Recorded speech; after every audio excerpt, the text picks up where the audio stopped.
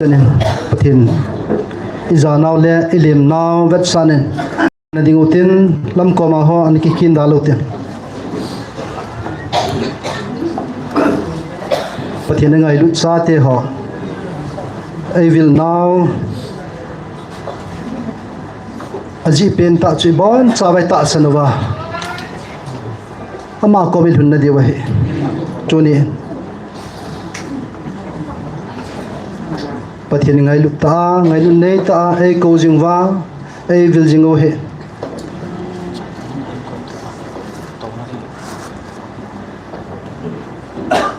ala sate ho thupi dong zoyen counseling class again Saturday ni si azaw khalulai ho pakai mina velatip na kan neve azaw ta sa honjong azaw khalulai in sumi le ho in timwa ibon chai jaw sa so te de win pakai min velatip na kan neve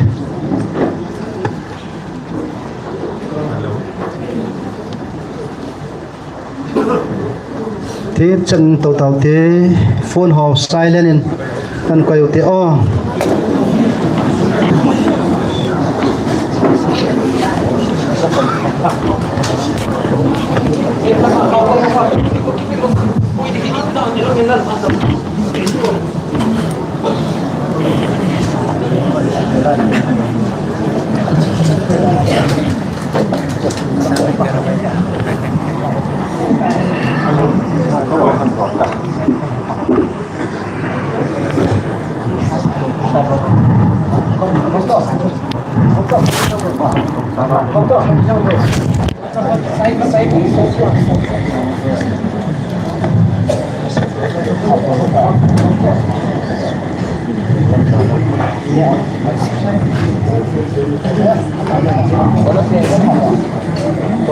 cho nên nó kinh nghiệm nào bằng em van lal tàu na chung nông pina tàu hình hạt chung nông na pau hình pathin ke mà năng họ to cái mang khom dengan kahong ấy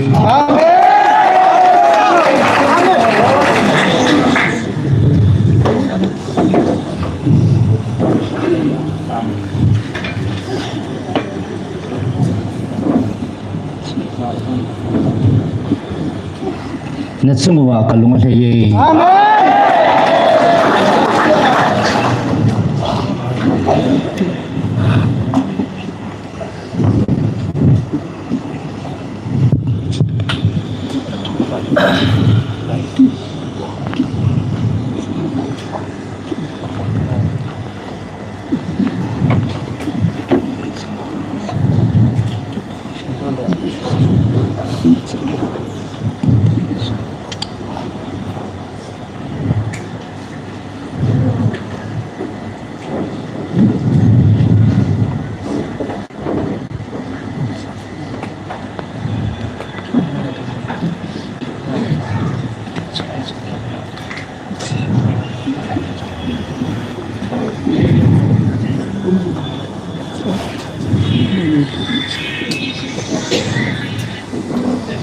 Cina cunga kamu tabang, ceban no ya amitang tiat cunga sang kamu no me.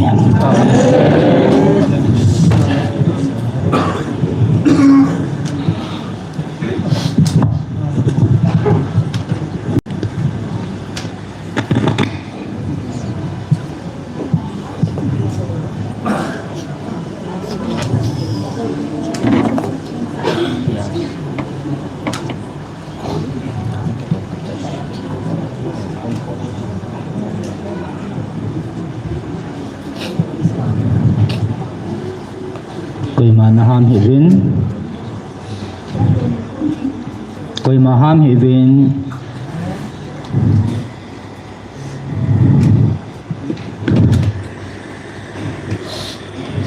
kanaham po hati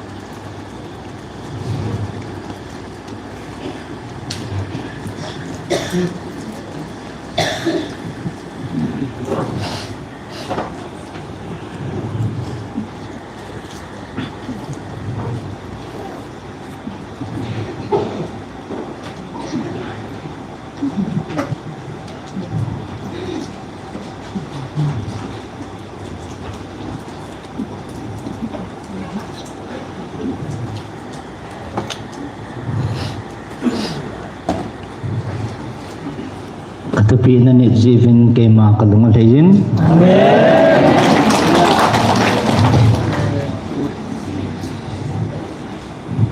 Na chungwa ka koy chilhi van mi tia to ke banga ka koy pi ne bove.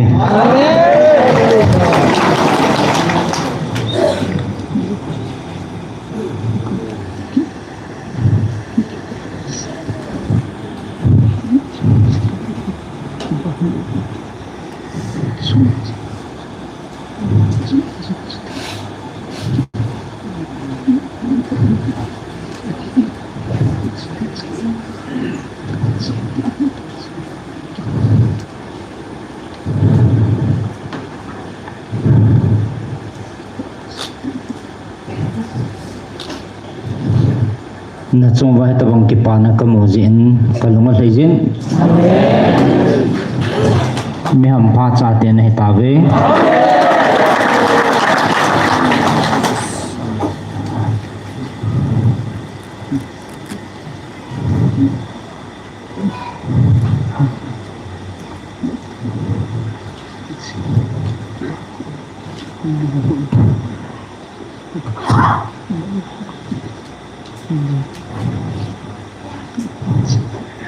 Nahon mi kehet povin hin la chi ke aku na na chano thangau hin lungmon na le ke pana ke aku na na chano ahi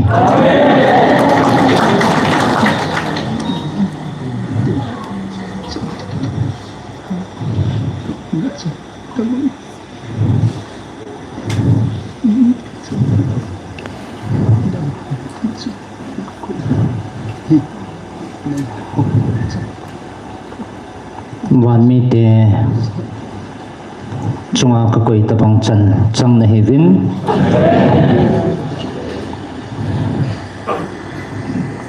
medang te chan zolo chang na tawe ki paudin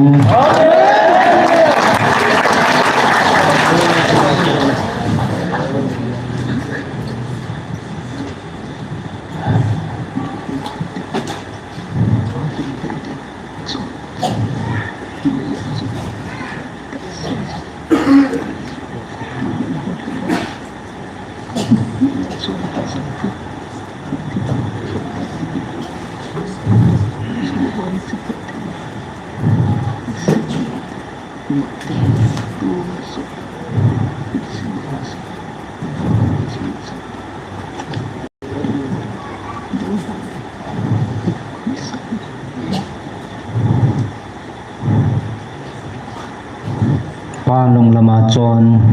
sate na chungwa iti kalung thai hitan ati phat thei na hi mang talaw ding atun so na na chungwa ke man ka koi jing ding hi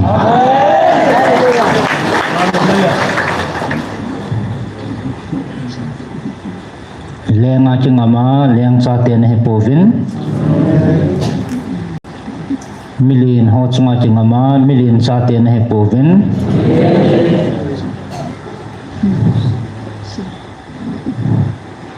mi ho chunga chingama mi ho cha te na he povin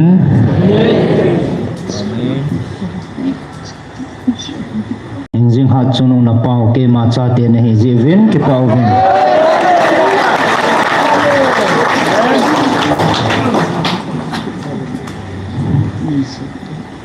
ri chunang ho ka koi thil hi vanui samina len zoi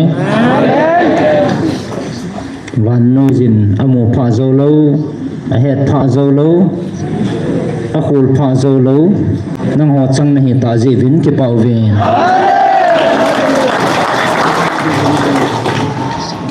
tu na dau diu na mel mau tam pi ki san te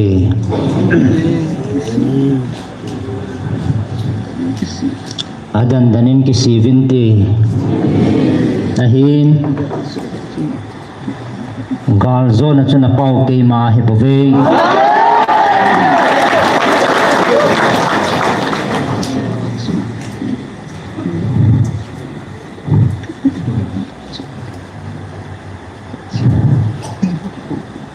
tunin nang ho crossa galzowa thopa na pau pathin thupi banga ni na chon cha te koi ma cha mol pho pon te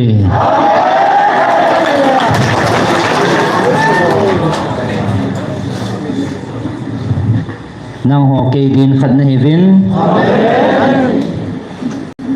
nang ho ke ding na lim tum nam po vin anyau zong nam de po ve ke dingin chahi na khana ki pangchi nei bo ve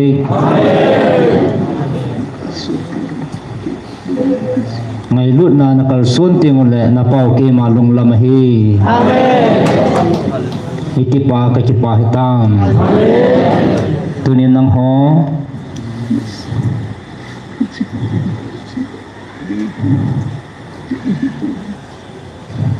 na sao ichi hoi na cheng ninga ke man ka tip na povin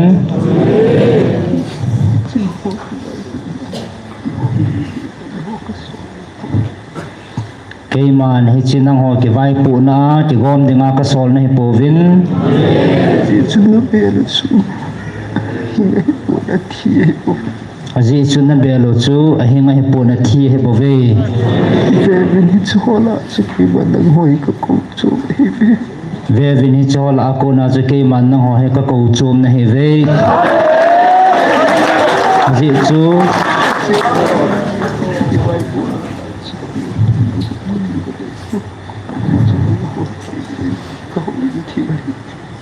aji chu ke man na ho he na sa sa hitabang athila chu thadingin ke man ka phal povin nang ho hi ke ma chen na ka huin thim nei ve Chuna hichi abo la tiyo kai hola chiki kutsu kutu ni hebi za hiri Chahi na sa sa teni ji chun hi che thim lo apula ko na ke man ka ko chum na hevin than do cha na hi ta ve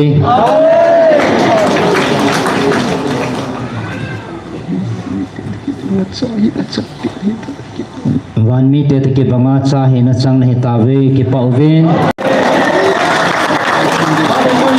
ji chun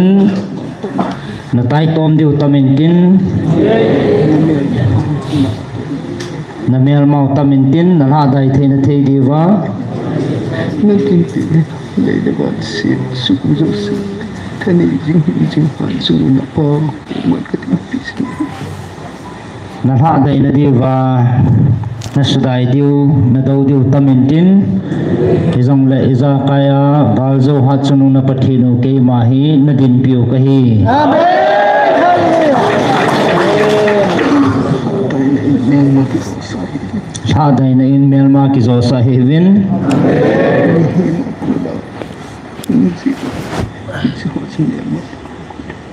mi ma ko na hong ji ho chu cho chu mel ma pa ko na hi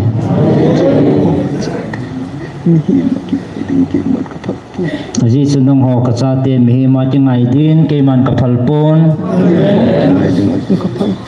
milin ho chi ngai din jong ka phal pon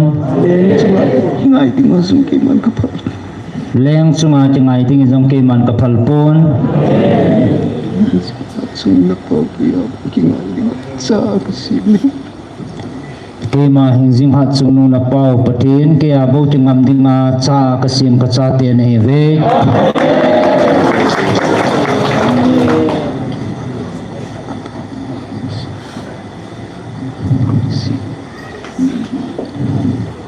tun ke ma tau dinga kan kangan si kami pan lung kisi na nasata na in Naisa ama hen nai savin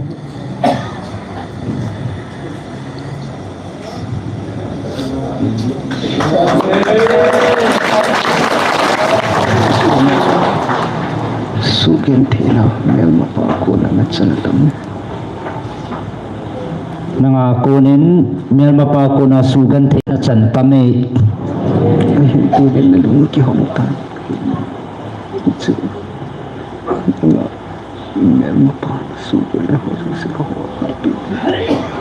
Ahin tunin ng nalung akihongtan at sungamil mapa na to na kiman kasuho pitay.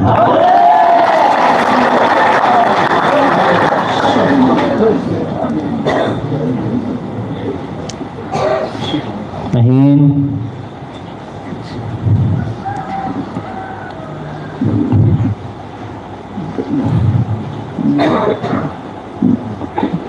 Ito hoso sisa. Maka na itang ito sa kanya pasa. Ito ka sa kinamsa. Mihini. Nataito. Sisa. Kaya ano pa. Kaya itang ito. Hindi. Tayo isa. mihimin na tayo tom lang le napaki man ka ngay dam le so pai tin kisan zone.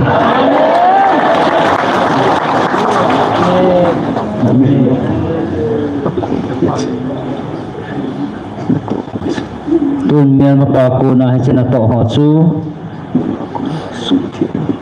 nangako na suti na hitan kisutinin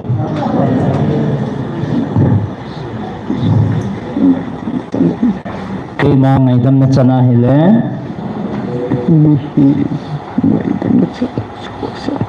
mihim ngaydam na tsanlaw tsu ko sa tahiin ahin Mel mapakunin. Kisudoy. mel mapakunin sutingin munpitahin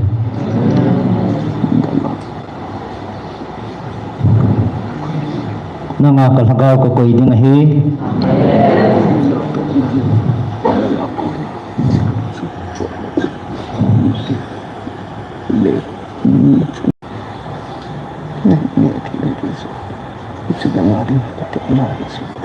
nangako na kamtsang ahong po no miten leni tsana ni athi na di nga hisu nang ading apatip na hipaway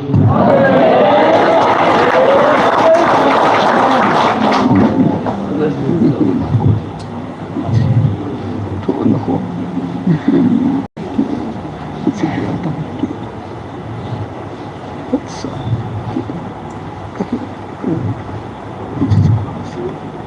mihima ko na sinathu no chu geldan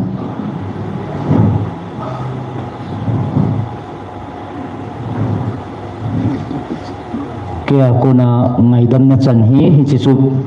phasa zon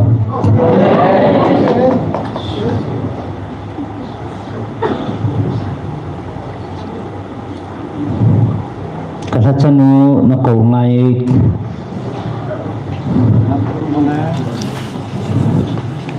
ako tinga ran tinga ngay jay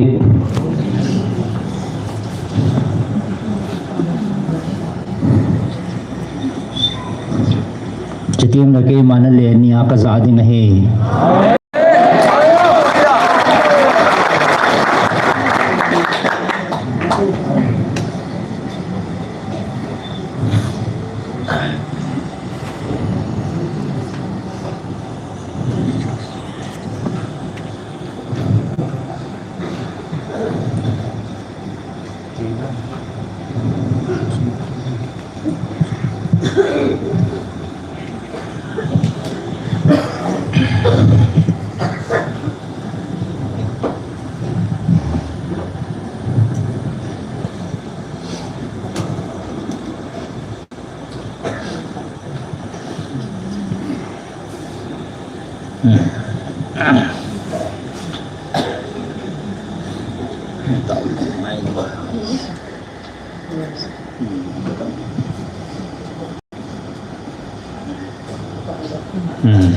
ako tinga ran tinga ngay jay kasachanu ako tinga ran tinga ngay jay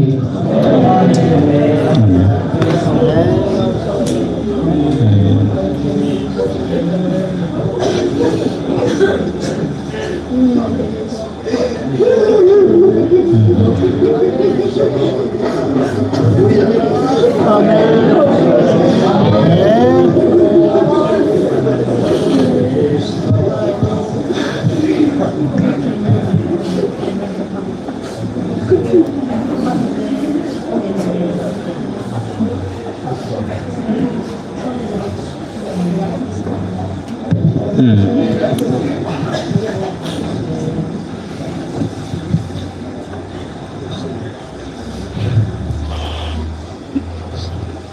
tau Satan.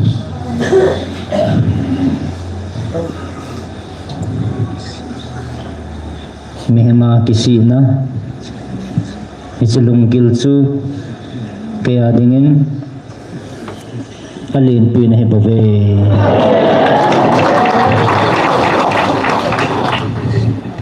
kisina tayo lawin kisim thana umpon lunggil ta kisina tayo lawin kaya kuna hinkuthaum ponte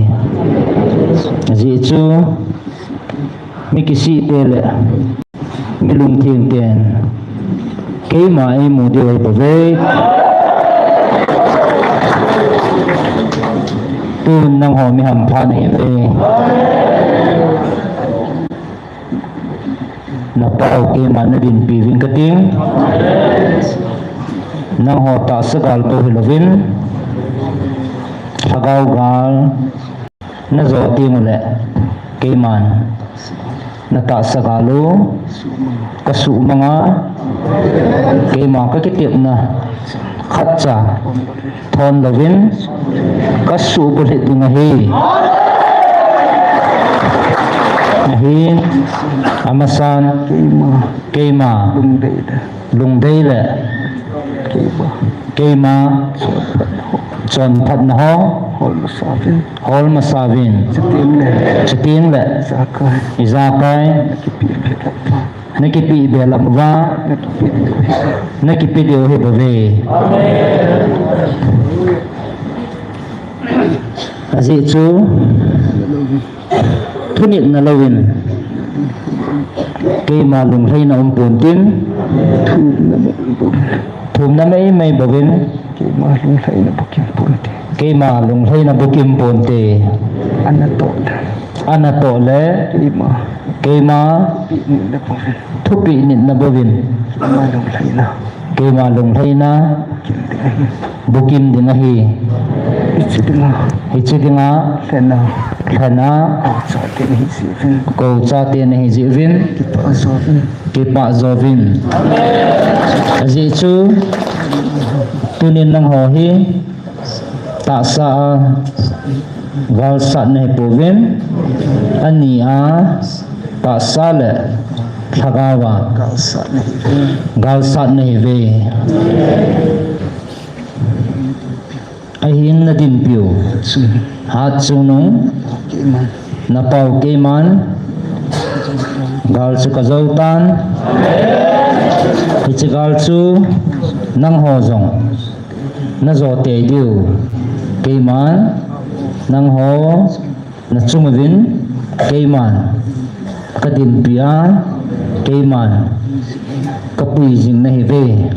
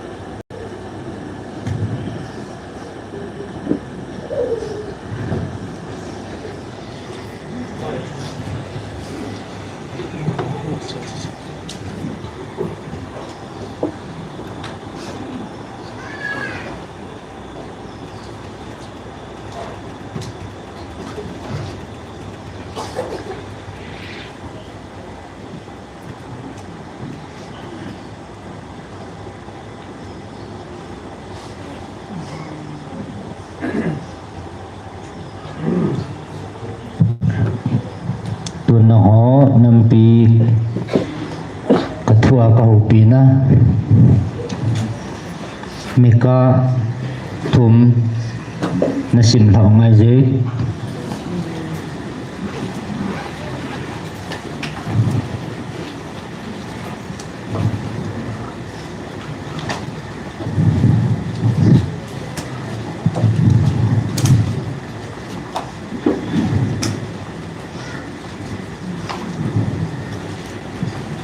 Ichihi kami manjing pa amasapa aman jing ngai Simpson Mika bungthum Mika in Israel lam kaite adem ngayuvin Israel vai puten tudi khosa dia kagel nang hon thilpha nahovin thilsen dei zove kamite nam pi diwa ka ho pinahi kamite bun nalimun apheu na thawin kamite nanegam tawe avunu nalip daun agu nehe bangun apheu bel sunga hun thejin nat pan ui pakai hinga na tau phano hung lung ding aman la na ho lo di wahi thil se na bol zalun na tau naw sang pon te suma pe te ngo jam na ding seipia api da te ngo gal hung kun jing dia tu sei them gau ten kami te a hem lagam ta ve ije them gau ho za hin mai phavin pakai den na ngai te ngai phaso ke ven chin nam piu wa ka ho pinaw hi ka thua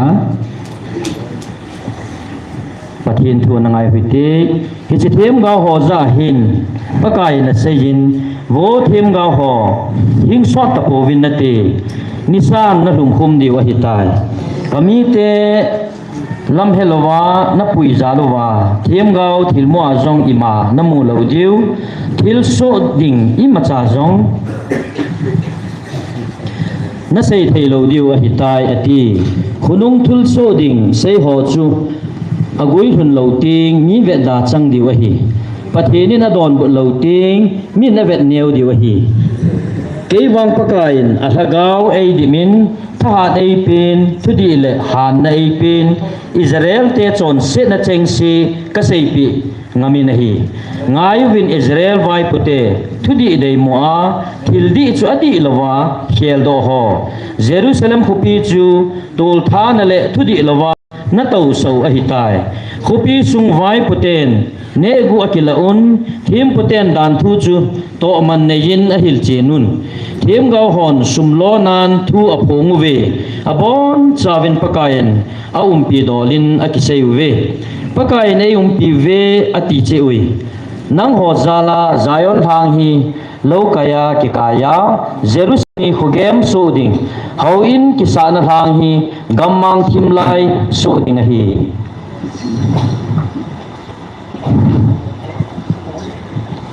nanakulu subang vinang kichit thupa ke akuna hong pon hi ngai phaso kevin nanam piu ka ho pi na hi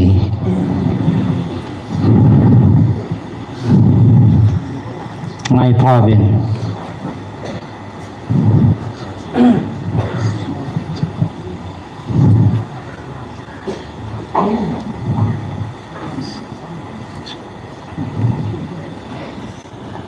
chia cô na kisi na lung thim na pot sau chu na pau ke ma lung lam hi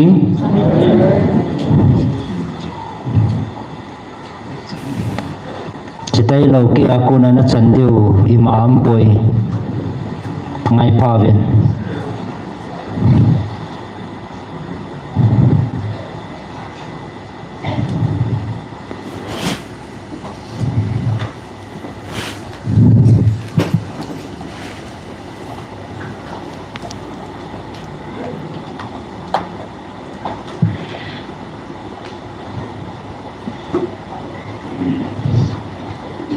Simovin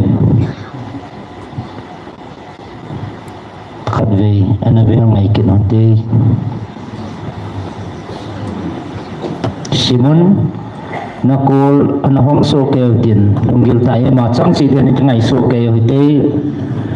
nanam pi diwa kathu hinga ko na thuta hong pot ke ma nanam piu ka ho pi na hi vevin athe ma ko na ata na chan thei na diwa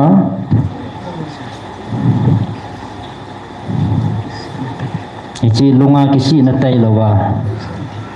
na chan diu imam boy simun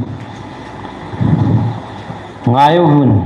Israel vai poten tudi ho sadia kigel nang hon kilpha na hovin kilse na dei jove kami te bun na limun apheo na alhavin kami te nanegam tawe avunu na lip daun agu na he bangun aphe abu bel sunga hun thein na at pan panui pakai hinga na taw pha nu pakai hinga na taw pha nu hung thong ding aman la na ho lo di wa hi thil se na bol zalun na taw naw sam kun te sum api tengu cham na ding sei pi a api da tengu ga hung kun jing dia tu sei them gau ten kami te a them la kam ta ve he che them gau ho za hin pakai na sein vo them gau ho hing sot ta po vinati nisan na khum diu a hitai kami te lam hilawa na pui zaluwa them gao thil mo azong ima na mu lo diu thil so ding ima cha zong na nei thei lo diu a hitai ati khunung thil so ding sei ho chu agui hun lo ting mi vet da chang diu a hi pathi ni na don bu lo ting min a vet neu diu a hi ke wang pakai na hagao ai di min thahat ai pin thudi le han na ai pin Israel te chon se na cheng se ka sei pi ngamin na hi ngayuwin Israel vai pute thudi dei mo a thil di chu adi lawa khel do ho Jerusalem khupi chu tol tha na le thudi lawa na to sau a hitai khupi sung vai puten ne gu akilaun them puten dan thu chu to man nein a hil chinun them ga hon sum lo na phongwe abon chawin pakain aum pi dolin akiseuwe pakain ayum pi ve ati chiwi nang hozala zion thang hi lokaya ki kaya Jerusalem hi khugem so ding hauin kisana thang hi gammang thimlai so ding hi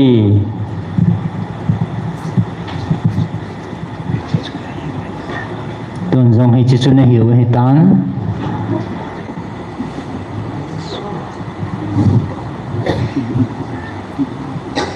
apo avenin ahoizin asung lang hampa le ling la khavin a chuk na hitai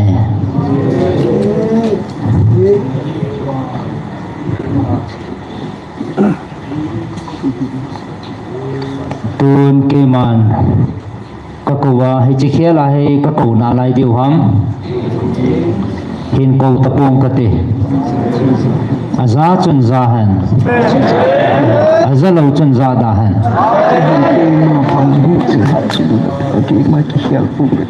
ahin ke mawang hing jing ha chung na pau ki khel pung katin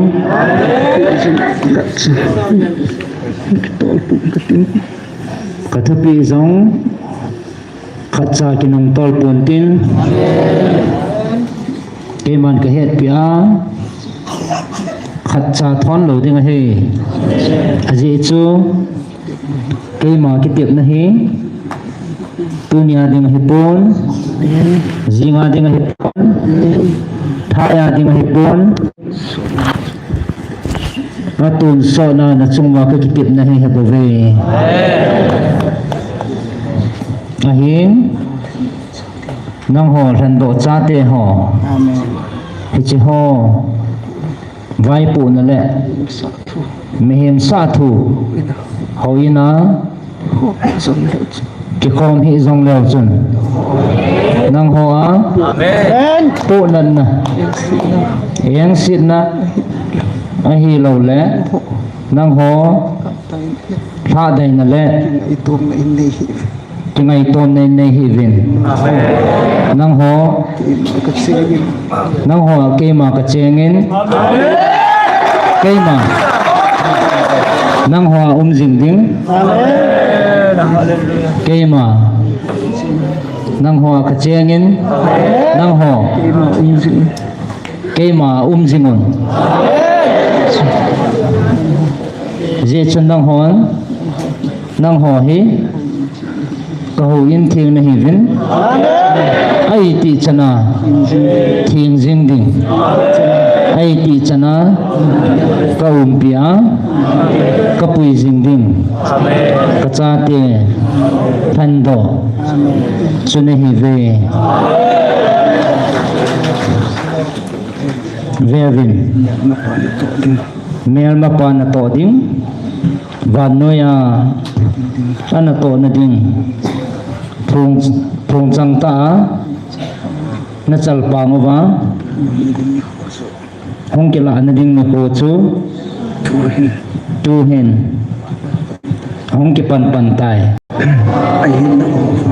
ahin nang hawa ichawa ko na chun khat thain hi ven aji chu hichithil hi Hungatan ahong ma zong hitan ahong hitan ma zong hitan tun akipan kila hilajin vevin tua kuna kum nga zo ting le mu chang ta nan mu thei dio hi ahin nang ho wang si cha cô na chú khan doa koi doa câu chum cha te van mi te to ki banga ni thiam cha te nen ta te chỉ gì chân na ki ven bit na di wa ka thua ka ho pi na efesia li na sim hao ngai ji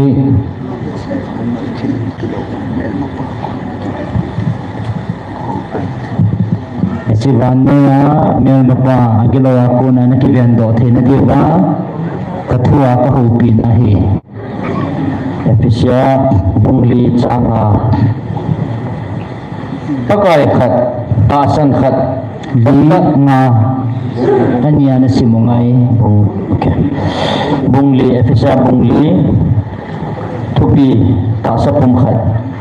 pakai dia so chang keiman nga jong na sim lau ngai naki kau nau to kito a chon dia ka nge na hiwe nia phat jo se ne min chon nem jing tho hat li ta nga ania na sim lau ngai je amen chon nem jingun tho hat to thon ngai lu nan khat le khat ki ngai thi mun abuna kunin Efesos kinin Efesos bungli thupi ngai jevin athiam tholo hong ke nang ngai jevin na kolo to nang ngai jevin ichi na lung sumaba atun so na chamjing dingin ngai jevin na ngai so ke de athiam pe na ngai ote Efesos bungli thupi ta sa pum khat pakai dia su chang kai man naki kau nau to ki to a chon dia ka nge na hiwe phat zo sin nun emin chon nem jingun to hat to thon ngai lut nan khat khat ki ngai thi mun saga wa pum khat hi na chu tu cha jing tin ki ha bolun chamnan ki kan khom jingun naki kau nau ki nep na khat se a hi bangin ki pum khat saga khat a hi pakai khat ta san khat bop tai san na khat mi zo se pa iza kai chunga iza kaya natong iza kaya so pathin khat se a hi krista thilpi tep te na dan dung zuya ei ho mi khat che hi lung se na thilpi khat che ei tiu a hi je chun pathin le khabwa ama chung sanga akal to chun ga hing ki man tampi akai to win mi ga hing ki man tampi akai to win mi him te jong thilpi tampi api ati ama akal to win kiti hi leisi noinung ge ya akum thai ki lo nang anaham po te koi maham sahibin ama akal to bin kiti hi leise no ya ge ya midang ham sahibin ama akal to bin kiti hi leise noi nung ge ya kum thai kilo adang ipi ke sei na ham akum hapa su izakai asu bulhin so na dinga van mun zo si chung vu ma kal to ama ama chuhi chule aman mi hotil e hot abang sor sa hina abang thim ga hina abang evangelist hina abang pastor hina le mihil hina hin ama ho hin mihim te chu chatsa na to na lam le krista ta sa do na ring lama gun tu wa e ho cheng si hi ta sana pum khat i ka siu le pathin sa i he ka siu mi ki khan hi i hi wa chule krista pi hin dung chan i pha ka siwa abol di wa hi hi chu ei ho chapang banga mi sumang na dinga do ha thu a ki pudo ho le mi hem lung thim gi lawa kun ki hil na hem ho chu ki pui chat ve sa hui nung zo sen amut ling le a to mang thei bak to mang hi lo di hi chu ki sang a lu chang ya krista chu thili za ka ya akan to na di wa ngai lut na ya thu ta isei jing di hi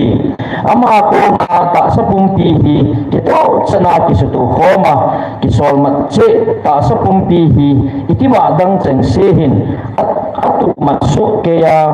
ato ding dol che abol wa ngai lu na sa do a akan to so hi je pakai pa na hi che se ya ka he to sa ni we dang nam dang en lung sa pe wa a chon bangun chon hi un ama ho khu ko phalo hele lung ta be se ji wa anat nao lung kim so a pathin hi nao lung kim so a pathin hin na chu ki pai do a hi ta ve zum le za helwa a wa a cham wa hu lam le thil thing lo tin cheng ho chu le lop lam bol na dinga ki pe do a hi ta ve nang ho wang krista chu hi tabang hi ki hil na hi po ve ham sahibin Jesu lai gila cheng tuta banga ama chu na zawa chule ama ki hil na hiu le nang hon masanga chon na dola chon zo hep ding ngai chat na lungula ha se che mi lui chu na pe hawa koi ma ham po te koi ma ham sahibin nalung thimu thagawa kisim tha chule thuta dung zuya adi le athenga pathin lim banga kisim do mi tha chu na ki bon diwa hi je chun zo pe han nang ho khat che chu a heng a kom to thuta jengin ki ho hen je na mi ti le e ho khat che hi ti ba khat hi bo we lung hang khat jong lew chun chon si hi un na lung ha naw chu nisan kum hi hil hen chile agilo pa chu mun o hi hiluwin gucha chu gucha kit hi hen chu sangin alasam atu theina din akhut ta in na pha tong gim hen na kamuwa ko nin thu si khat cha pot da hen ama wang a zo holung theina din khan to na thei dinga a kho dung zuya thil pha po hen do ni khwa dinga mohol na kinam naw pathin sagau thing chu lung phat mo sa hi un thu kha zo se le lung sat lung han kina kitai tom chule git lo na zo se nang hwa ko nin bai mangun nang ho khat le khat ki happy to cheun lung ne mun pathenin krista sungila nangai dam mangun ki ngai damovin Ephesus bunga patupi huwa cha tia hindor hiji chun pathin sa ta cha te na hi ji un ama ko ba ding ngai tu win krista ai ho ai ngai lu wa ai ho za la pathin hi nga mai sam thil gim nam tui banga ama ai pi do jeng bang chun ngai lu nan cho na win mi thing te dolin zon thu le thin lo na zo se chule pap se thu dol na la wa ki phapu hi hil hen chule ngana chule zamole thu mot se to thang hoi hi cheng jong chu da hen lang chu sangin thangwa na thu ki sei zo hen je na mi ki le nang hon hi chi hi na he diwa hi koi hile John Than hoi bol thil thieng lo bol chule papsia le doi lim sim thu hawa chun Krista le pathin lengam sunga mun anei pui koi ma thu hom kivin ki the pha sa dawin hi ho ji ta chu thua nung lo cha cha te chunga pathin lung han phung chu ji hi hi te ho chu to imacha ki ko hi un nang ho muthima an sa na hi vin to awang pakai hong sunga khuwa changkha na hi tawin hi ji chun khuwa cha te bangin chon hi ji na mi ti le khuwa ga chu phat na zo se le adi chule thu ta ahin pakai lung thlei na ding chu photo win muthima to ga bei ho chu to imacha ki ko hi helun ama ho chu so salun ho sal jovin izena miti le ama ho gu thim na to ho chu sei do ding jong za chat lew hi aje chu iza kai hi iso sala ipozal ting le khuwa chun apon do ji phung khuwa chun phung do ji tai izena miti le iza kai phung do chu khuwa hi izi chun vo imumil khangin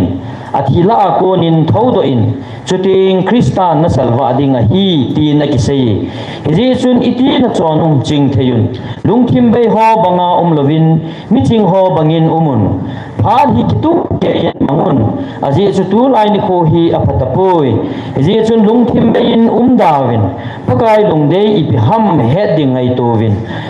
len pi tuin kham hi un ichia chun man thana aume chu sangin hagawin dim set zowin tumging to thon hagaw lam khal khat ki haulimun tumging tumin ki tu delin pakaya nalungilin la savin imati chanin imalam zo siadingin ipakayo Jesu Krista minin pathian thangwa zingun Krista zanan khatchun khathun khatnungwin numai ho pakai thwa nung bangin na pasal teo thun nungun aji chu Krista su ata sa ho gung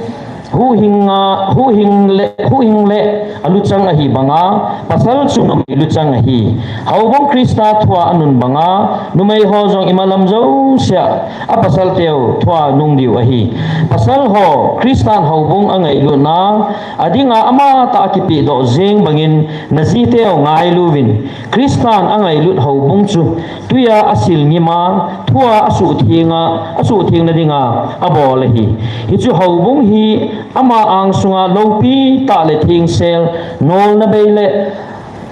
abon ko beihila adin sa na ding ahi izia chu pasal hon azite chu ama ho ta sa banga angai lut diu ahi azinu ngai lu pa chu ama ki ngai lu ahi je azi chu kan imati chanin ata sa aho khapoi Kristan hobong abol na bangin awa khangin ahe bolji bowe ei ho hi Krista ta sa ti ba hiwe hisi ahi mihimin anu apa thaka nga azinu akol cha zo ding chule amani ti khat hilanding ahi atiti hisi thu hi gil ta hin keiman Krista le hobong thu do la bo ka sei ahi je ai la nang ho ami chang chi a ading zong ami chang chi ading zong ahin hisi chun mi ama akingai lut bangin azino angai lu chi hen chule numein jong azi pa za bol chi hen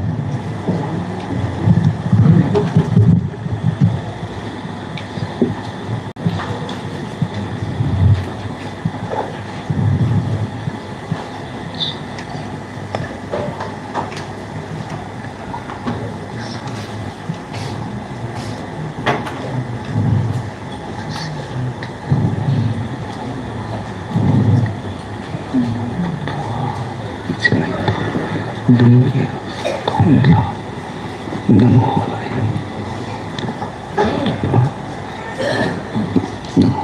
ko ichi ngai pa nangin sa na tingol hoso si ichi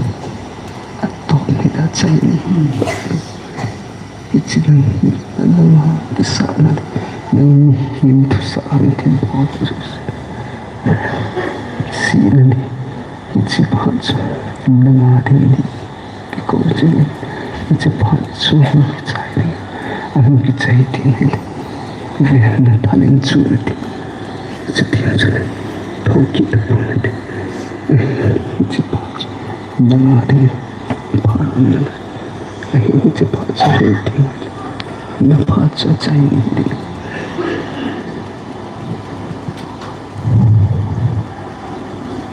nang maho meng lung gela kathu kichip na ne ya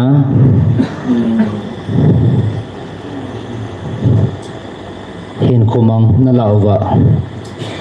kamu cho cho nang hoa dinga kisi na phat om jing na lai kisi na phat hong kela do dinga hi chiting chale na thalin chu natin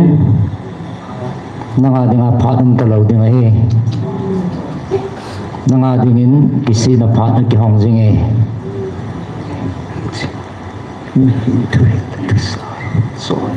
Jimmy him till to Sachona Nang Hichi Hatsunung one patin in game my AP Momong Henetin a boy Natil ko to me him to Sana Chon Nebove Kaangin kilat triponatin Kaangin zam triponatin Mihim lumput na natil gonso Ichichu Mitam takit palna na pangtan Kami na puisitan At yung hona subutan kakil mo hong ching ay pa Kakial mo'y honjong chimay pavin koy na ho piva iti abu chu na gazok mohon ven na pu o himay pavin hong kile vin nihima bol tuchu nikhat na di mahin kaiman kapihiba keman kapihibang sona tikit nakakaw tunso na kinkim ti tulaw din tunso na hin nakapi na hibaw veben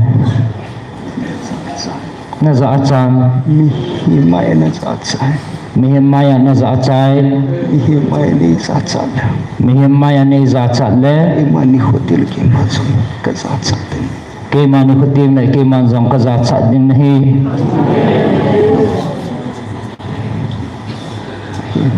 ahin hichichu keman kakihetnan iman kakamtain kakigunan keman kakamtain kin kakigunan itilaya kaimahin sing hatsun Celaya ke mahingjing hatsunu na pau patin kakipun namun sing asung kakipun namun zing azonghin nang mamihin gela bol tu atson thiri na kya nang mamihin lungyala boltwa chon thiri nga nagyalama nagyaltan nagyaltan na chon thiri hunding na chon thiri hunding na chon thiri hongdingin khial thiri hunding na khial thiri ham hongdingin keman ang khial ding ham keman nang kakhial ding ham nangin kile khial thiri nga nasi nangin kay na khial thiri nga nasay ham keman nang khial ding ham keman nang kakhial ding ham nangin kile khial thiri ham nangin kay na khial thiri ding ham nang mamihin ila nakisulit nang mamihin hina nakisulit na so keman li langkatin keman le hangkati mipi mai nakitaasan nom na chu mipi maya nakita asam non na chu keman nakyawa kataasan din nahi keman nakiwa kata sang din nahi ahin ven itsigihin tusa na chu ichi mihin tu saan na chon na chu mihin atusa na chu bayi nahi mihingin atu sana na chon na chung bay di nahi ahin kema na pawa ahin kema na pauwa kema na pawa kema na pauwa kakipun na ngaya kipungin kating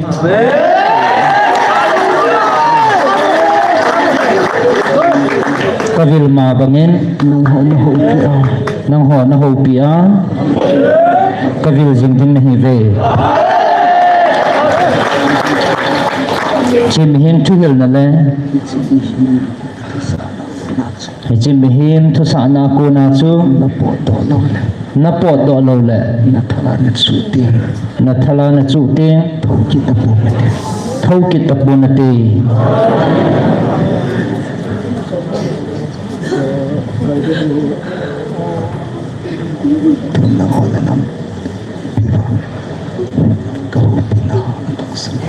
tuan na ho na nam pi wa ka ho pi na ata san ho dinga labu songa na sim hau ngai je ata san ho dinga ka thua ka ho pi na labu songa na sim hau ngai je labu songa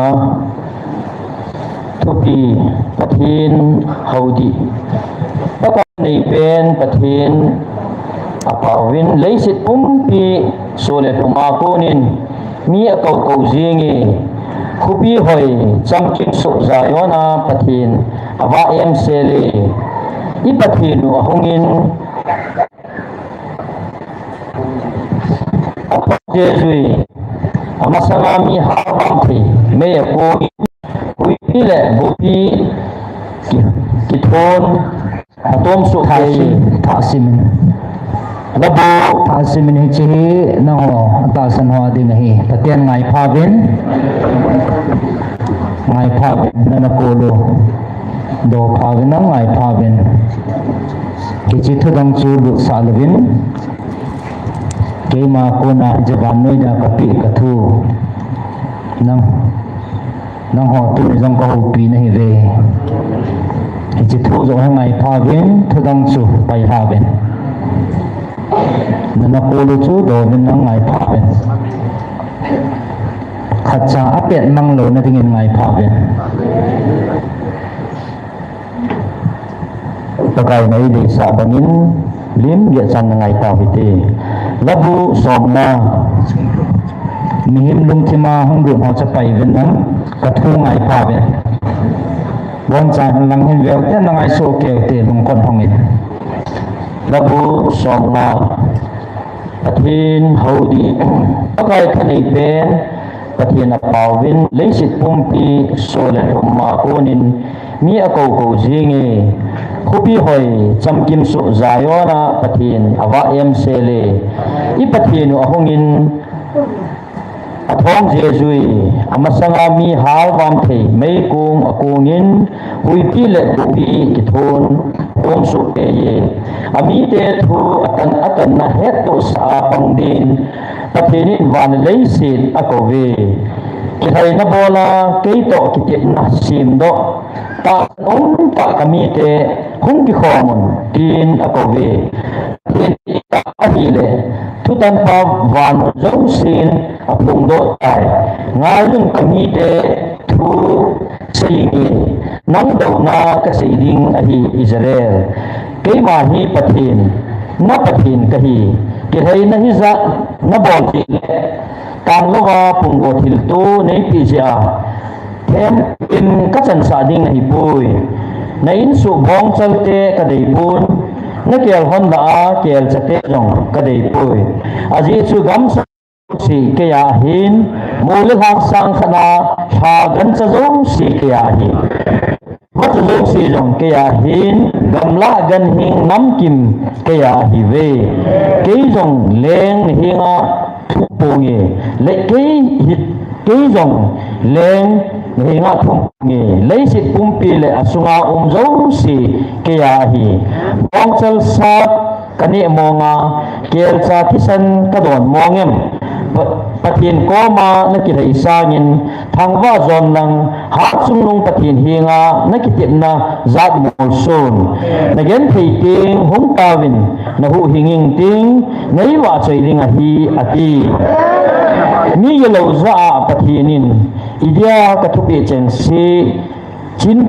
pha na seya nakitit na chu na seile ham kahil gol le na dan kathupi chengsi na pai tai gusa na mu pha santo na kilayin mi za bolte to na kibok mi tusi na sei no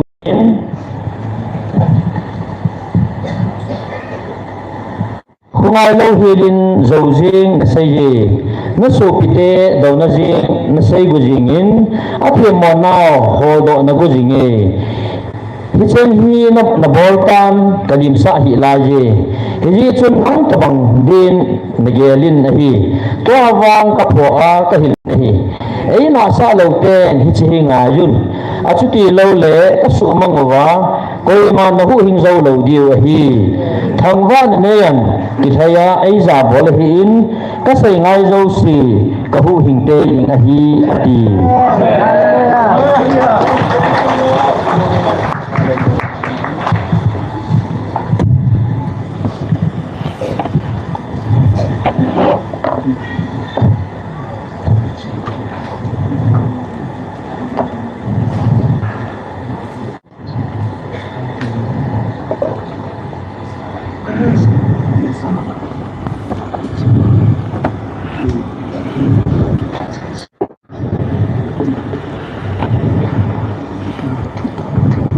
Ang sundo tulad sa mga sulising. Kasi may bahay kaya manfaat na video.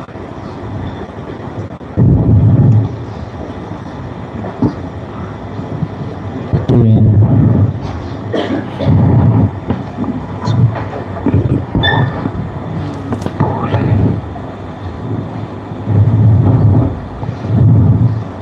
tuwin van mi khat na ho video wa ke man phat ka pe ding hin ama hi ke man kana za la kana man cha sa hin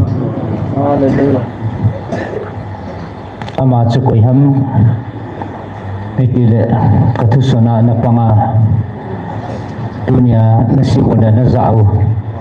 kihirna na nezingo kami pa pulahi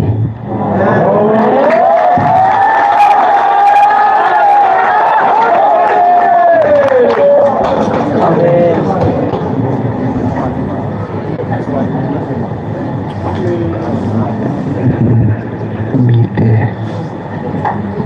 hopi tiring hat sung pathin tu sa nahi ke mang kapel thei pon mi te ho pi na dinga hingjing hat sunung pathin thupi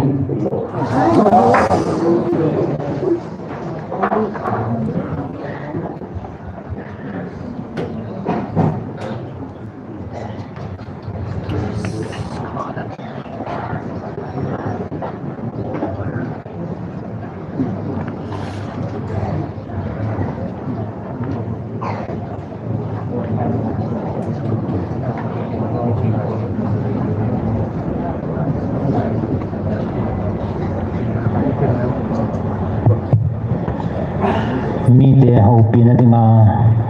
hat pathin thu sa na hi ke man kapel thei pon Vevin ke mazong nang ho banga mihim kanahi mihima kalsong le thu na boga pathin mina galzot pathin mina galzot su kahi kanahiin nang ho kachat nahi ahin nang ho katip nahi koi matsa hat sunung pathin mihim tasa kinung le denga atal kapo ahi ama ta zingzong ay ki phun le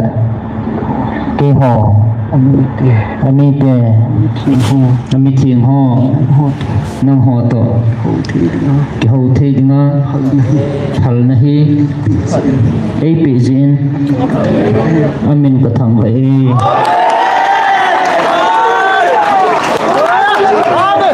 nang ho a na chano It's Ichilay si na koi macha hitabang thil hi achang thei pun mozong mo thei po ve mozong mo po vente mi ham phachung nong nahi naw hen ke hon ichi hi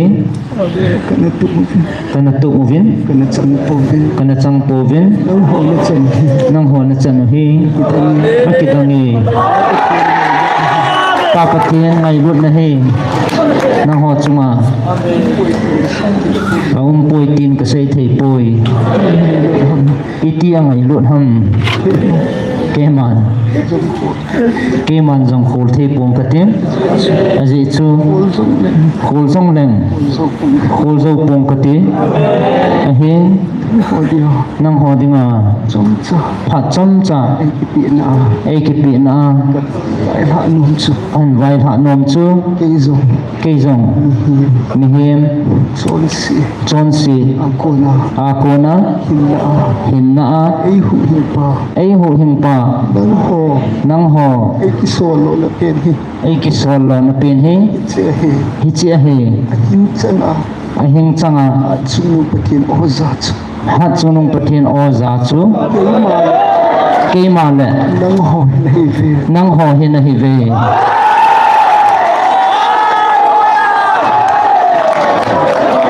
chi ji chun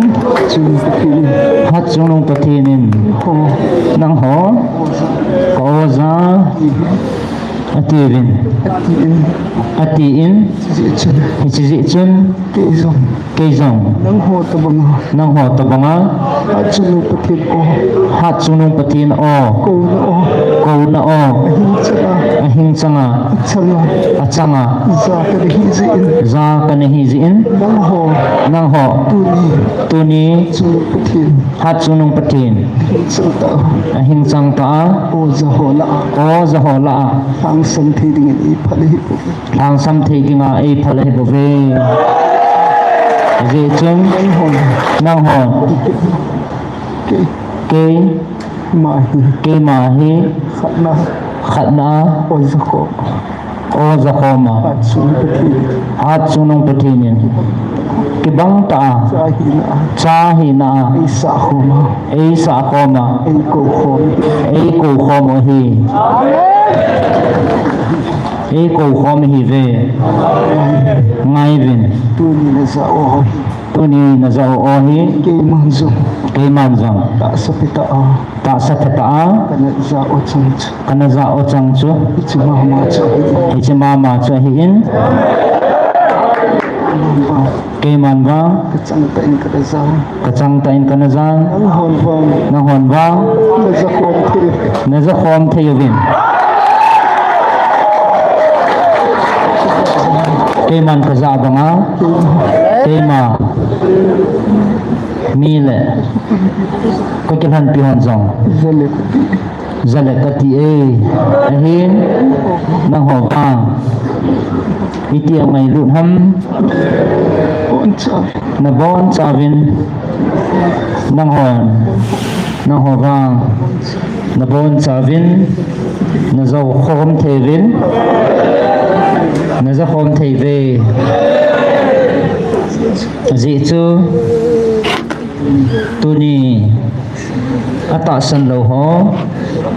vai thai nge pathinin mi vil pon o changa tu khangin avil pon a ho pi pon ko na sei pi wa chi thu van noi dia a chunung pathinin ke ma ena pi a ka sut na zong hicha ko na mu lo ham ke ma thu sim ta zong ke ma hat chunung pathinin evelyn a o zong e koven tuni nang ho zong na vilvin o in na ko pe no hi ahin akisia ngày đâm thu mà ngày đâm thu mà có mà ako ma hong bel chan chu phạt nó lại gì phat om na lai jin chị chưa ji chun chị ki chi hi tu khanga rồi đấy không hay bồn thêm gau khanga hi pon tu khanga rồi đấy không hay bồn zol nei khanga hi pon cho phá không giống như chapa khang jang hi pon gạo thiệt sagau thing piu apu kita nabang ta akitip na bang ta piu không apu khanga mà tên ke ma tain si pathin hichipati at sang chu o chang chu lại chu ahing lai changa cái nó dạy kana za hi le hôn rồi cái nó dạy ta đi qua nang hon jong itia na za da diu ham ahin bị ai bồn van noi chitina pi hi pon anh hẹn cây alhan ke le anh hẹn at sa tiền ng hội để apa alhan acha te nang ho dia bo pi hi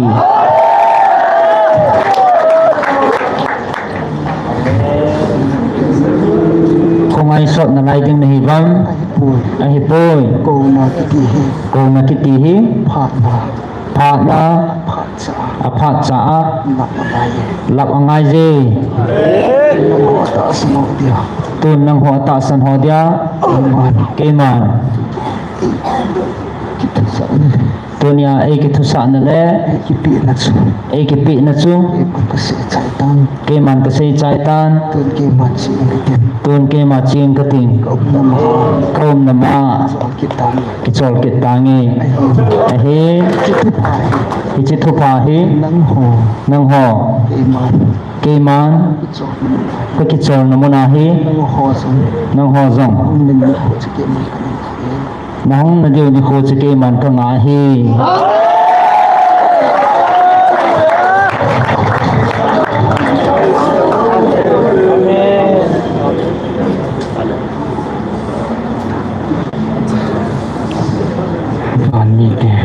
van mi te ka ho pi na anak sang tasa ana chang ta sa sol sol pola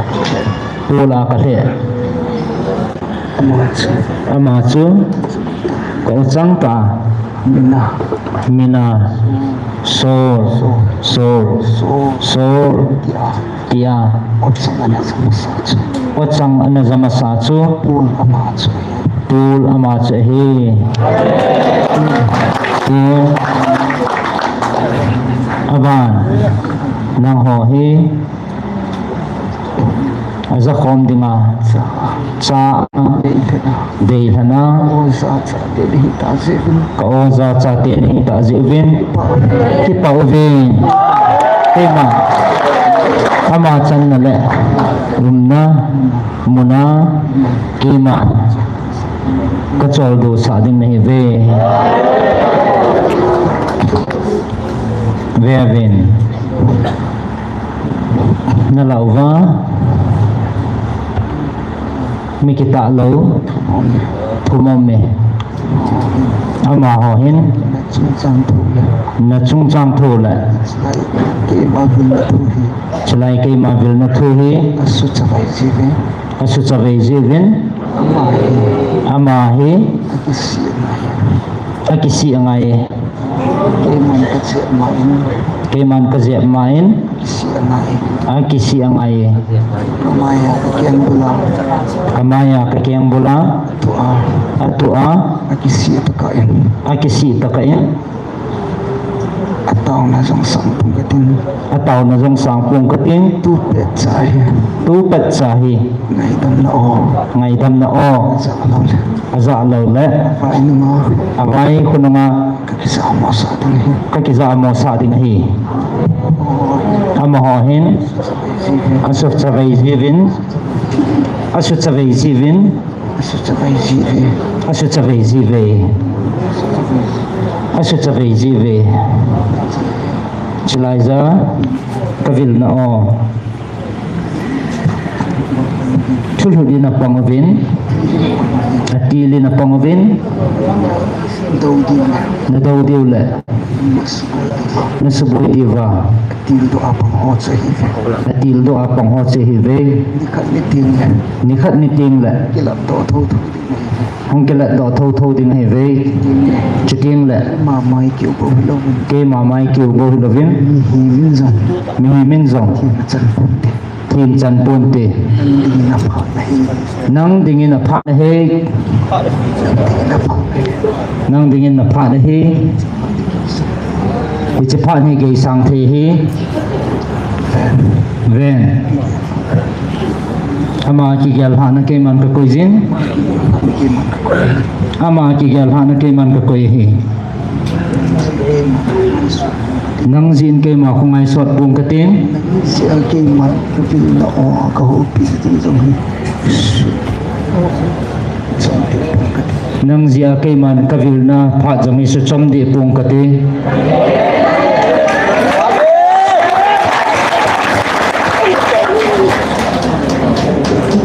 Kahupi na hi.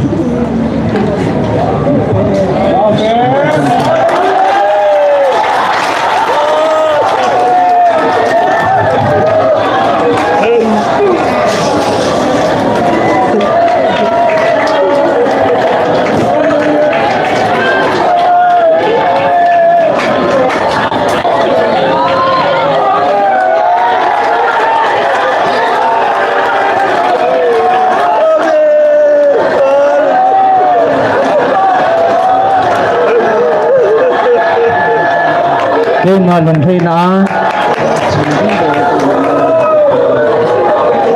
Ke ma lung thei na chang ding ba ke man nang ma he ka ko na he ba ve.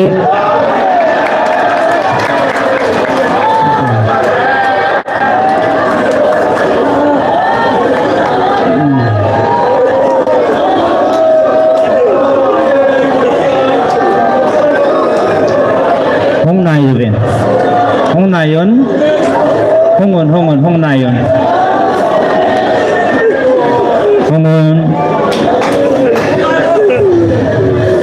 Hong nai jin. Hong nai ven. Ke vat na lai je. Khada vat na lai je. Hen nai jin.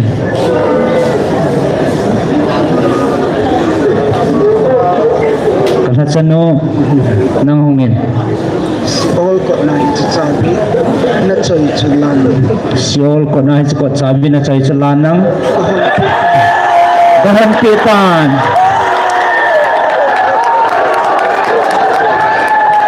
Gahan pitan. Gahan pin. Gahan pin. Gahan pin. Alaga uli kaya he babe. Sekan kicit na the he koy.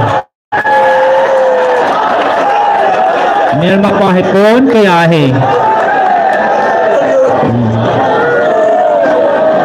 One pitavin. Apa na hitan. Kaanga kisi chanachu koy hizong le. Kang ngày tâm đi này One pitavin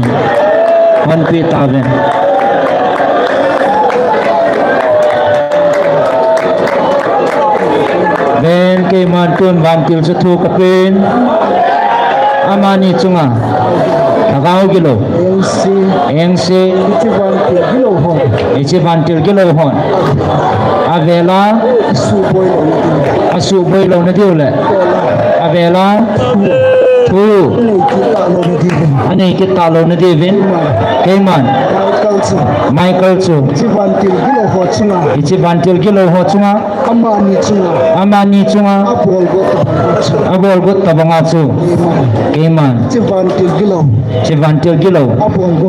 abol go ho chu siol munazo kotka Watsabia amani chanding sangin ichi bantil kilo hozo chu keman kakam khuntai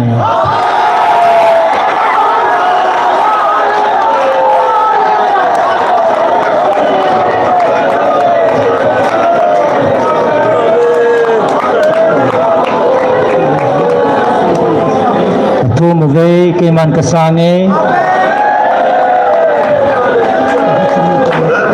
kanhatsanu ko ma tau sauvin kanhatsanu ko ma tau sauvin tama to pagawen ko kaluy kon sa hitay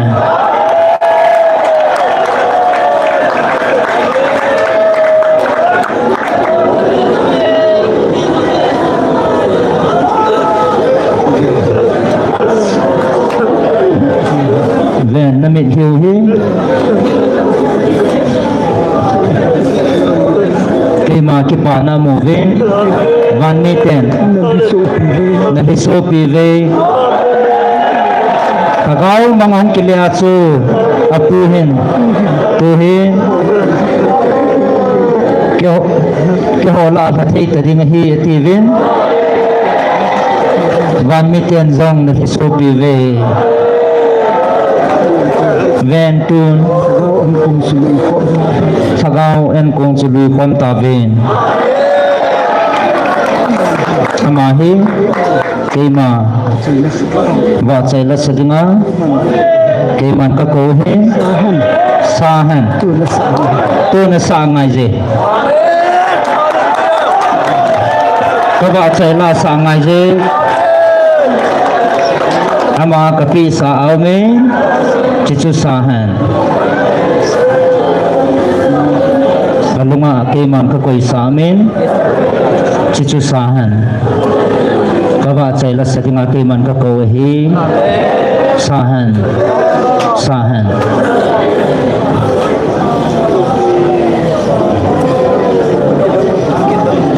keman ka din pidi ngahi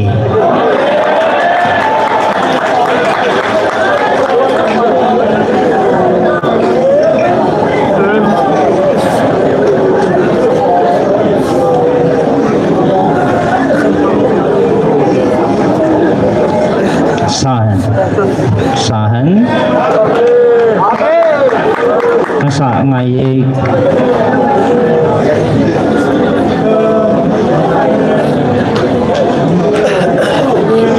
sahan phahi kaya hi nang hoa hi poi sahan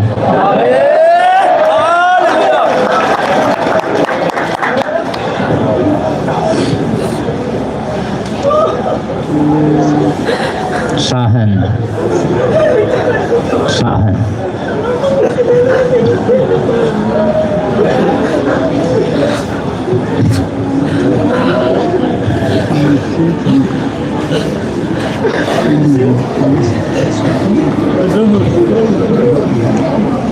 tu ta chun mutim thang khalin ta ho la he tai haleluya tin saben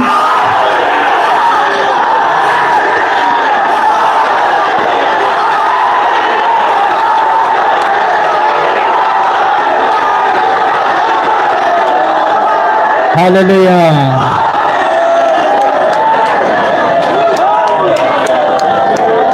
samovin haleluya samon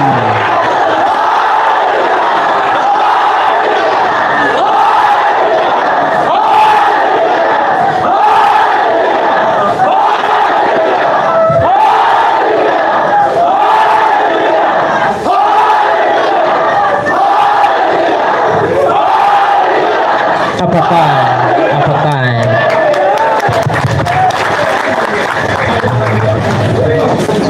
tun hi cepat cemang paven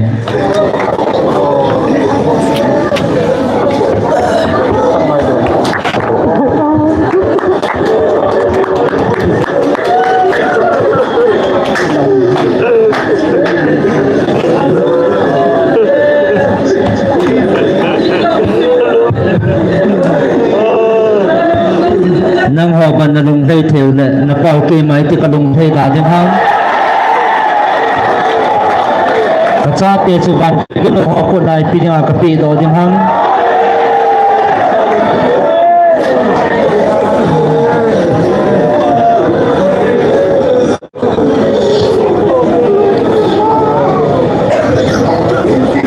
Sign. Kaba Chayla sign.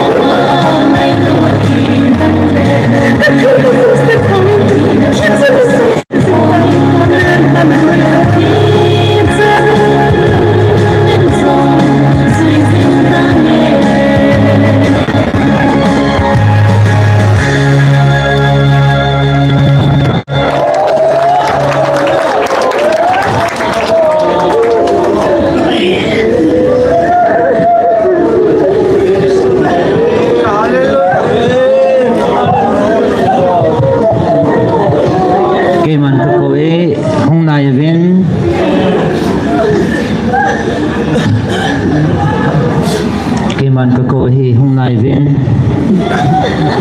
na khot hin pi hung nai in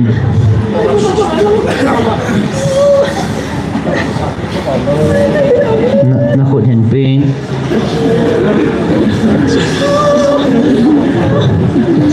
kacha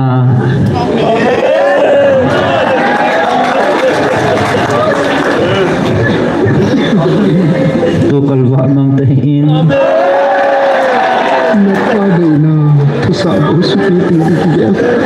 napa dei po supi hing tingin kigal hata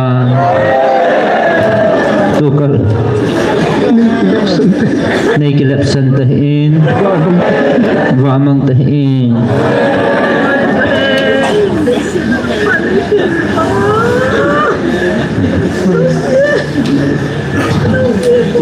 tuan nang hi kima laa abola tawa dinga kima ewa chai jinga hola khatna napan dinga hi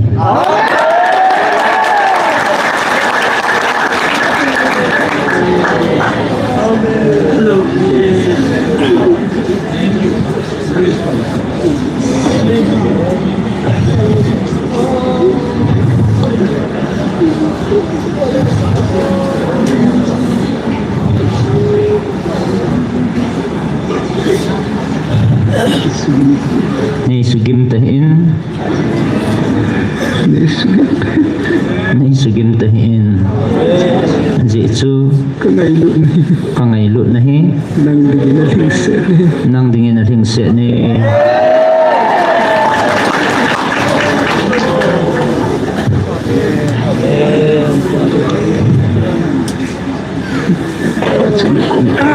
Tuan thakawan kong khondin kasachano ko matau savin kiman kaheso nai kiman kaheso na vevin tunihi golva ni laupi ding hi ajitu awa mang sa chu kahong kinong leta tunihin golva na nan kong ding hi ichichu tagawan kong nali kom dew hi ichichu amang sa chu tun kamu kin hai tai ven kisi na kasangtan na pa kay man at sunga kalungathaitan katsa kalungthay na sa hijingta kay man kasangtay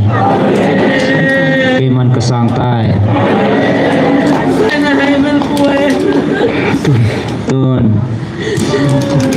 nang ho kahupi na vevin tuni ni khoa ta sa jang nang ho ang sungabon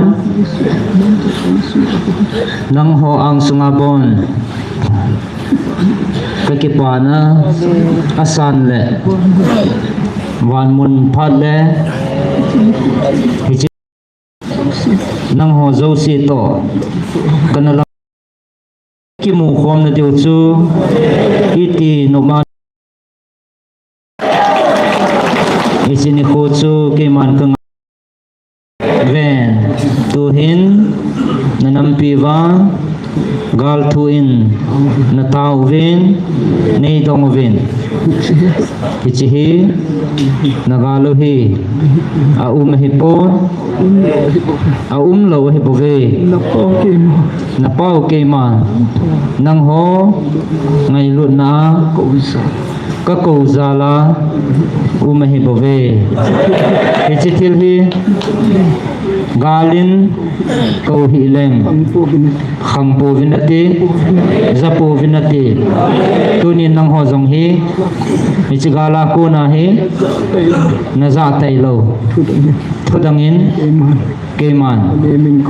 onemin ko lem khatsan zapo vinati chi chun ichiding chu keman ka hejia gala ka ko nahi bove ahin sa jong ke ma kahin ala do ding jong ke ma kahin nagal devin lung kham ta hevin gal chu zo sahitan nagal devin kham hevin keman kahet pina keman kadin pijing nahi ve tun kema thu sa bovin son vin ji chu nang ho tau na kasana ipia na phat chom deu ham kema na pau hingjing hat chunung pathin kiti hi kema thu pi la kema thu sa bo ho sa jing hingjing hat chunung na pau kema kahin kathupi hi zokmon lang nidon lang zui leo chun ichitil chu om sai bove tun kami pa nagal mite hoya om hitang hoya kisya lo hitang nagal mite hoya om hitang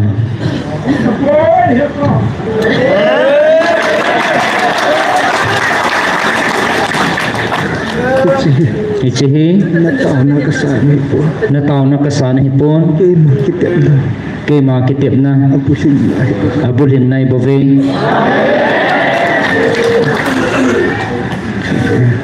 then tun nagalmi wa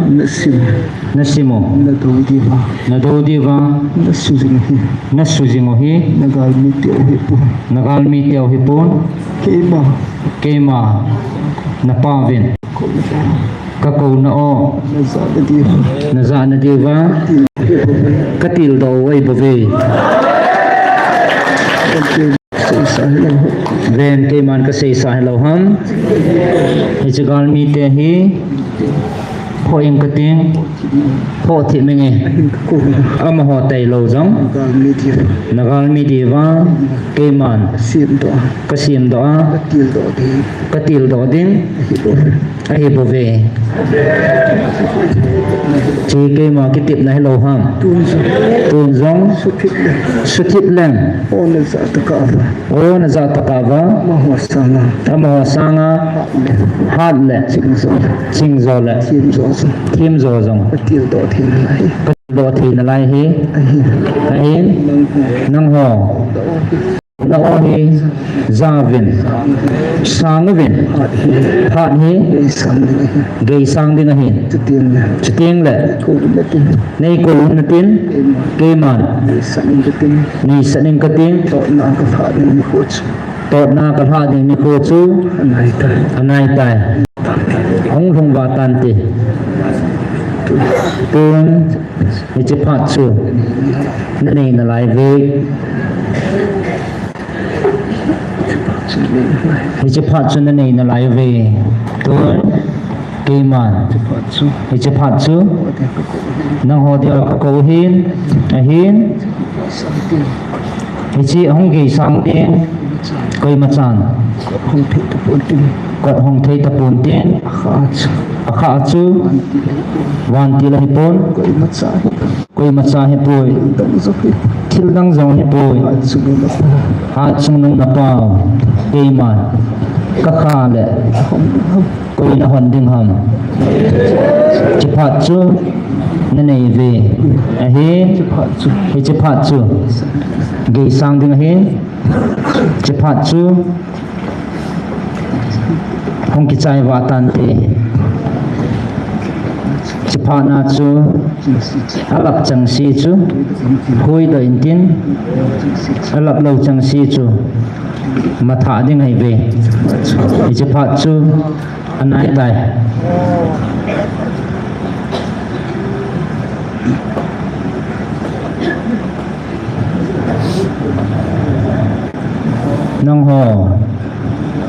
nông hồ lã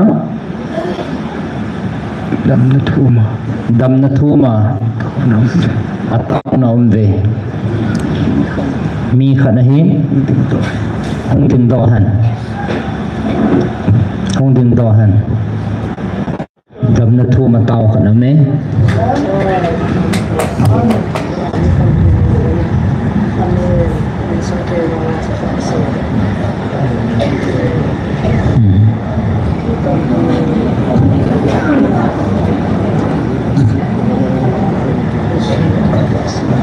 nó ta sân ở chân nó đầm tài ile tan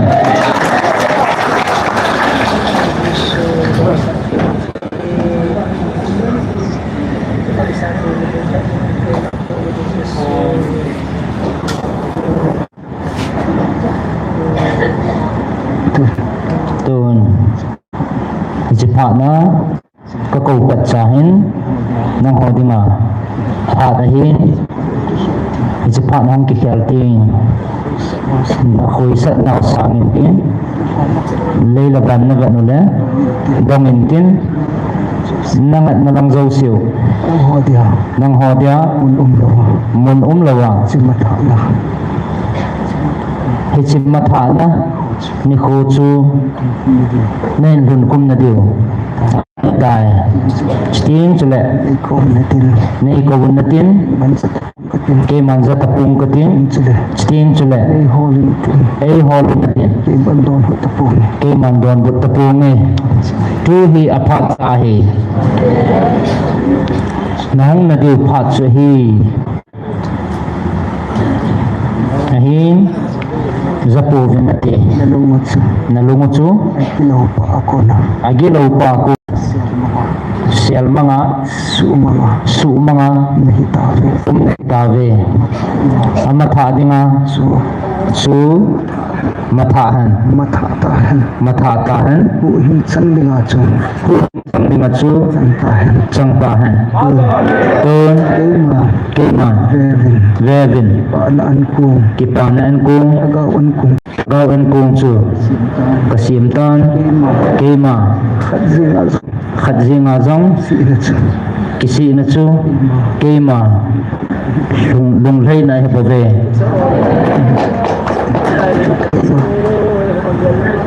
kema azalauding tampi Kukusan. kakau sangin Asa tinga. azadinga Isi na chu. khat kisi na chu Kema. kema Lumhay na pinahibave. lunglay na pe na hibave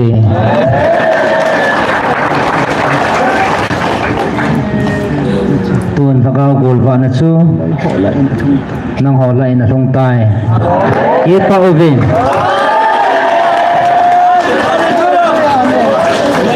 nang ho azalaw ho itu nga azalaw ho itu nga hichipat chu kikhel tinga hi tu pa na hin Nakulot. na nakulot chu supavin nang ho na hi koi va chu koi ham na kiat pu ve na hin na dau zong hi mihim khat to hidam mihim tu sa hidam mihim kam changa Nagyal tawin. nagyal tawin o keiman Sinihi kamsang chu. ichi mihim kam chang chu Natiu chu. na tiu chu keima na pau keima Nadoon. na ron but dingun Kema. keiman ka o ka hinsu a nang ho dinga phat ka hon hi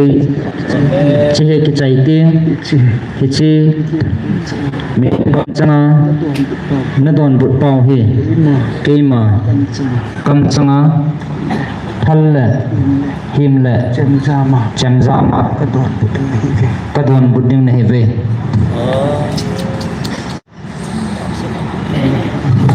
tun na ho din phat chu phat ki khel ding hin Tipat chu. chi phat chu tu hin Tipat chu. hi chi phat chu tun nang ho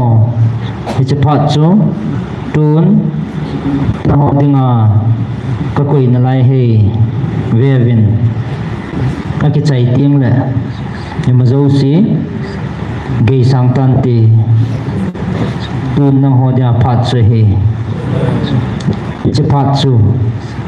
hong ge sang ding he chi phat chu a ge sang tin nang ho a velin hi chi kisi na phat chu chang ta pu vin ati tun na ho phat a phat cha hin phat ge sang tin ni ma zo si ki khel tan ti tun nang ho ata san ho ki pa vin lang van la chu saben tun nang ho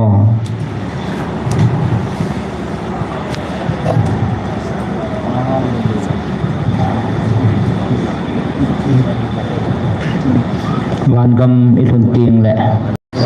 ti la chu saben na ji chu kul va ni bia hin van ni ko ting jong le chila hi na hin sa deu he saben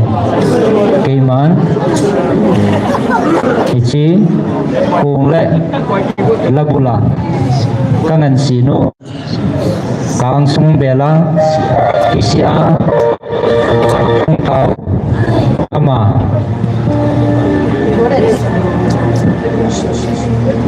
ama ama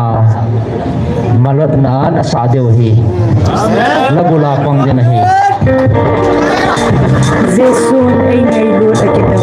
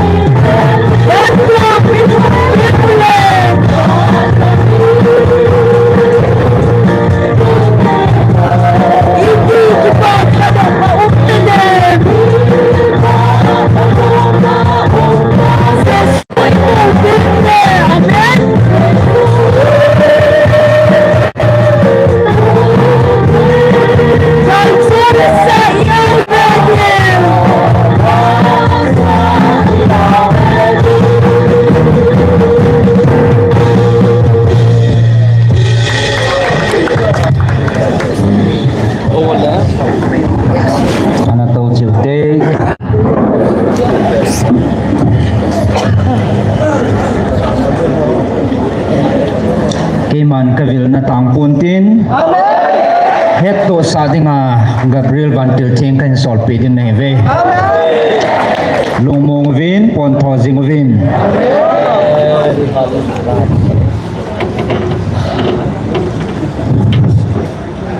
Tuin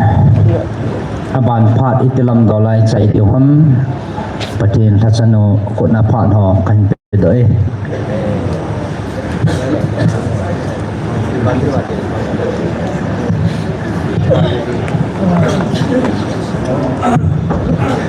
Amen. Hallelujah.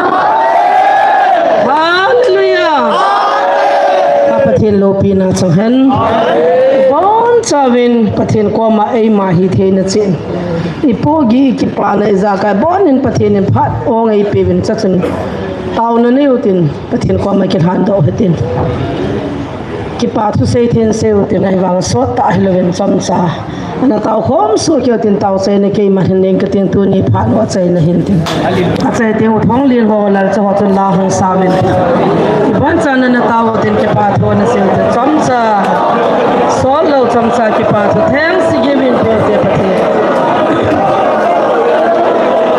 amen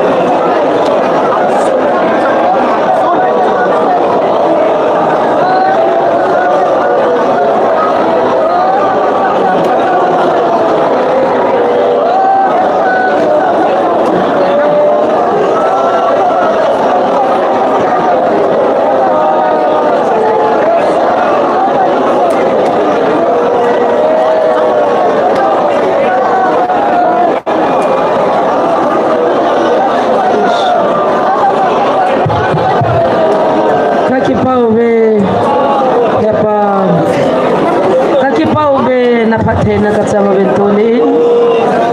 na tsate ni hung bilovin kapathe no akita adi hingzing pathe nahi na sulang kinin na chunga ke patho kanse nan hatala alung tapin pital ko machun na kha ka kha na hon ko hon de na tipe milung tapin le milung thol pin ko machun ketip na nanay bangin tunin hile sitas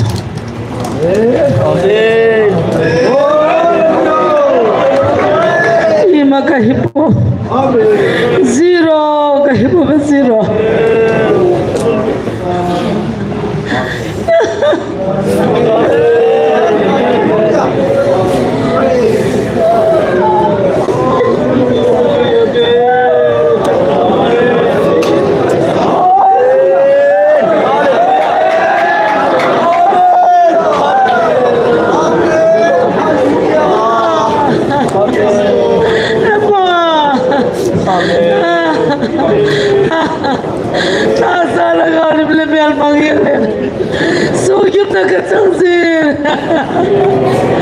Asanga sana itu di setanin kala tole nasi.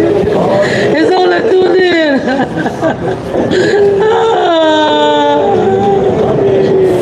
Opa, tinggal lume. Nilung silme.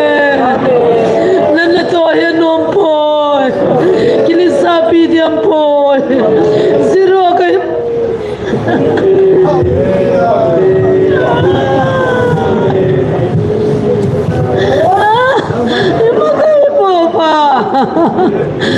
Ngayon na nalungsin namit. Namahalin ta ka po, men. Sabi na tayo ito ang nalahausin na. Iso nagala, iso api upanang nisin na. Kanang bumpibilong kahewa. Konsar ka makikanlawa ka ulo ka tayo. Naibang 17 na kami katawe. Namalaw pinang sangsing tantin. Tangba na kan pimin. Kabon sa Kipatu simzo laukan po Nazaret Jesus bidin kahong tao be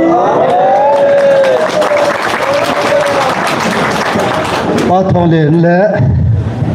kon hal sa tin ba chai la kha sadin ko tin bon sa chi bai bol nom so ke ti hin bol da jeng otin na patel sa ti lal thein hi je chun bon sa win chi bai bol da ning ki gyal so ke otin ki pathanom tan pathian thang ba otin jingani khutiang le taw na mana silam na ma wa choi la sa a atupi taw na mangdingin